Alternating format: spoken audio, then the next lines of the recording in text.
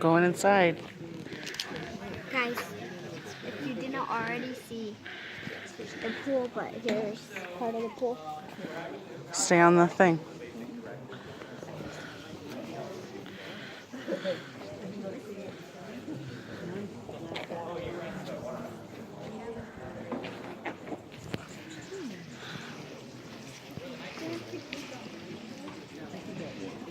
They just said that. One, go first.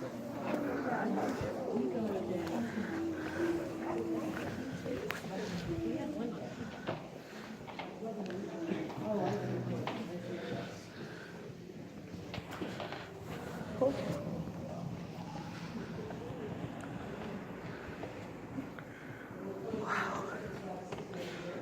Look at these seats. Either end of the room are a couple of non-museum chairs. One by the piano over here, and one by the poker table over to my right.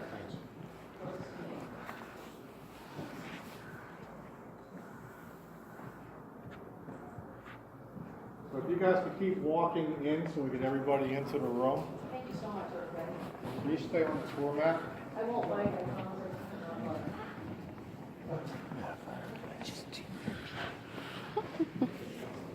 Alrighty.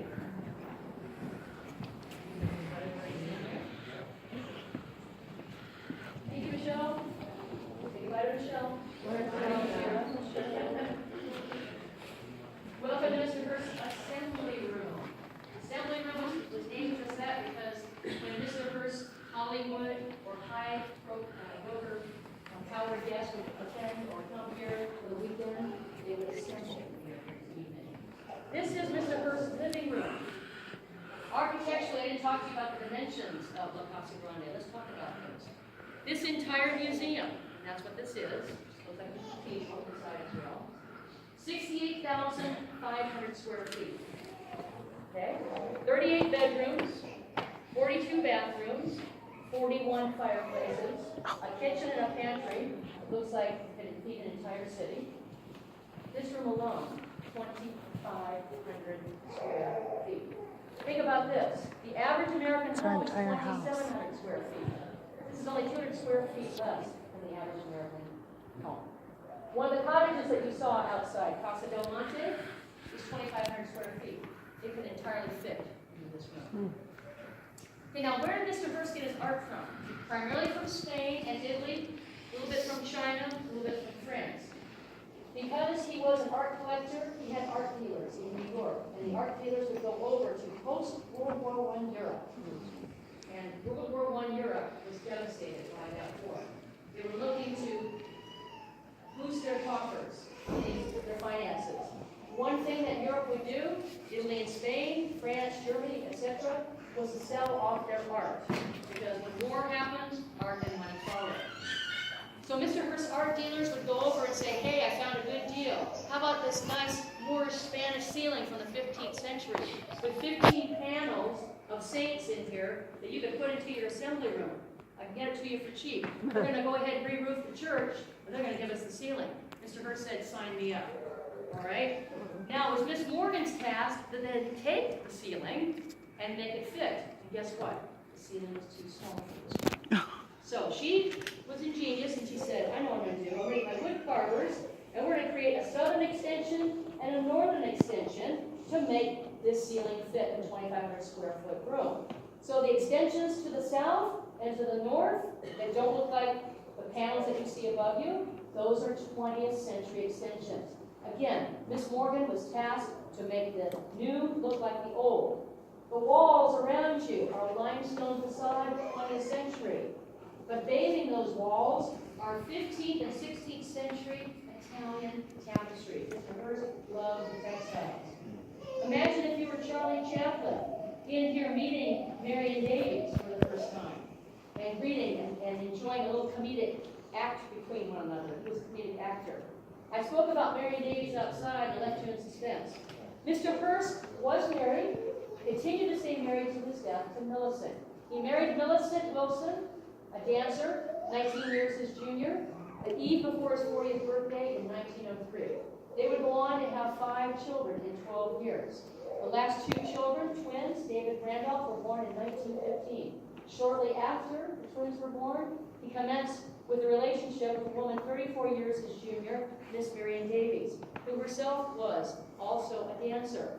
Mr. Hearst was 52 in 1915 when he commenced his relationship with Marion Davies. Marion Davies was an aspiring actress as well as being a dancer. She would go on to be the second highest paid Hollywood actress during the 1920s, second only to Mary Pickford. She had a great deal of influence and wielding of power in Hollywood. Most of the guests that came up here were from Hollywood as a result. When Millicent found out about 10 to 11 years later that Mr. Hearst was having this affair, extramarital affair, she would no longer come up here in the summertime with the 5 boys. By 1927, Marion Davies was up here with Mr. Hearst anywhere from 6 to 12 months of the year.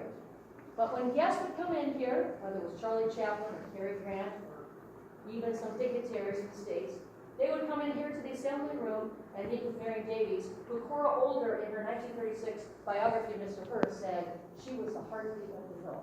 She had a great comedic sense, she was very jovial, and she wanted to make people feel welcome. There may be as few as 4 guests that would attend a weekend, or as many as 75. Miss Marion Davies' task was to make sure the guests were entertained. How did she do that? Well, with all the splendor of the 15th century choir chairs that you see in front of you and behind you, the 15th and 16th and 17th century tapestries, she had 20th century games. Over there, a game table. You can play Monopoly or Scrabble. Apparently, Marion Davies was a very good Monopoly player.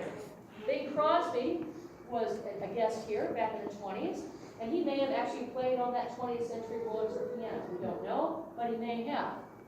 Maybe Alice Marble, who was a tennis pro, and Bill Tilden, also a tennis pro for the men, both of them Wimbledon champions and U.S. champions. They may have sat here on this 1920 piece of furniture in front of a roaring fire that's being framed by a 16th century Italian mantle and talking about sport of the day. Or if you were Alice Marble and you met Charlie Chaplin for the first time, and you did play a game of poker on this 20th century table behind the statue that you see on the table, and Miss Marble actually won $1,200. She was appalled. She was a 17-year-old senior in high school. She told Mr. Hearst, "I can't take this money home. My mother will know I gambled." And he said, "Don't worry about it." A week later, a car worth $1,200 showed up in her driveway. The guests would be here for anywhere from 1 to several hours. Mr. Hearst was upstairs in his Gothic study, taking care of his 95 businesses, his 28 newspapers, his 14 radio stations, or something thereof. And he'd come ambling down this open doorway, either through the elevator or down the spiral staircase. And Mr. Hearst was big on meeting his guests. He was also big on making sure that people fulfilled 3 social obligations of the evening. One of those being meeting the other guests in the assembly room. The second of those evening obligations was to have dinner with him and with Miss Davies. Shall we go see what's on the menu? Oh. But I know that could open. You did not. It's